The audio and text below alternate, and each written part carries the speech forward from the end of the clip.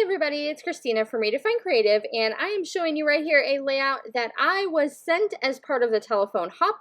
So this is where a whole bunch of us ladies basically get in a line, just like the telephone game, and one person starts a layout and passes it to the next person, who creates a layout, who passes it to the next person, and on and on and on and on. So this is the one that I was sent. And rather than using pattern paper to kind of create that scallopy element above the photos, I decided to use this mountain range cut file. And this was from the June Creative Cuts Club. And so it was one of the silhouettes that we had in that particular kit. And I thought that it looked really cool and kind of mimicked the shape in the layout that was sent to me that you guys got to see the video for yesterday. So I have two photos I want to use, just like in the layout that was sent to me. So I try when I'm playing in the telephone hop to at least start in a direction that is similar to the layout that I was given. So I am working on looking at the fact that I need a bunch of pattern paper layers, and then I want two photos, and then I have my mountain range mimicking the other kind of major element of the page. And so at least the foundation of what I create is going to be very similar to what was sent to me. So I'm going to go ahead and back my photos with white and black cardstock. And these are two pictures of my sister's kids. And they were on a camping fishing trip. So in one, it's both boys with life jackets on. And then the other one has one of the kiddos with a fish. And so that's just kind of my starting spot. And I'm going to go ahead and use this Echo Park, I forget the name of the collection, it's like this little lumberjack collection. And it works really well for outdoorsy types of pictures. And I loved that it had that brown wood grain with the fish on it, since I'm showing a picture of TJ holding this giant fish that he caught. And so that was kind of the top layer of my pattern paper. Oh, that was a mouthful, on purpose, because it mimics that fish detail. And then I'm just building up a bunch of layers of pattern paper. I have different size strips that I have cut, so they're not all the exact same size, but I just want to layer them up as it goes down the page, and then I'm going to go ahead and attach those mountains right at the top. And so that's when I can kind of start looking at how do I want to embellish this layout.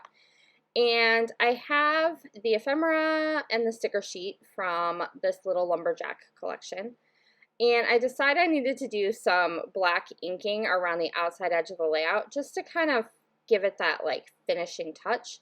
So I went ahead and did that, and then I'm going to go ahead and use some foam adhesive with the picture that I want to stand out the most. And so this one that has both of my nephews in it is the one that I am going to have kind of popped up a little bit over the other one.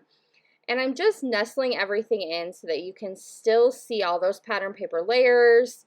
You can still see the mountain range. I'm not covering up any of those elements completely.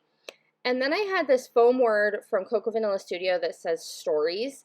And I know that I want my title to be Stories of Adventure. And so of Adventure is going to be much smaller. But I went ahead and placed that stories. And I love the idea of taking my title and overlapping just a little bit over the edge of my photo. I feel like that really helps pull your eye to the photo itself. And so that is kind of like a little tip or strategy that I use often when I am creating. And then I'm just taking the sticker sheet and kind of tucking in little elements here and there.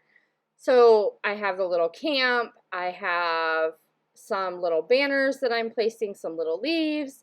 Then I grab some leftover puffy stickers from Heidi Swap Wolfpack, and I add a few of those to each of my clusters as well. So I'm using the little like bears as kind of my unifying element there. And then I'm just going to grab some sequins from Spiegel Mom Scraps. And I have these like open red hexagon sequins, which I thought added a really cool little pop of red to all of those areas of embellishment. And I'm still wanting to finish that title, so I'm putting all of my embellishments like off at the end of the title. So that's going to be a continuous kind of horizontal line there. I did go ahead and add some Nuvo drops in black to each of my clusters as well, and then I'm going to put on some black splatters, and I do all of that before I finish the title because that is the opposite of what I would usually do. except that I am using these little foam white alphas to finish my title.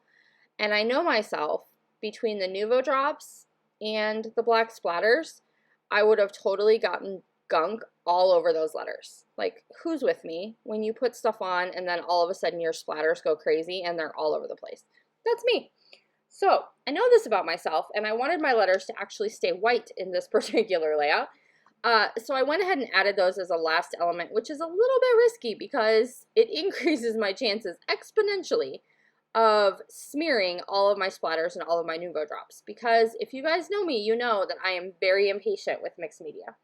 But I manage it for this particular layout, and that's basically going to do it.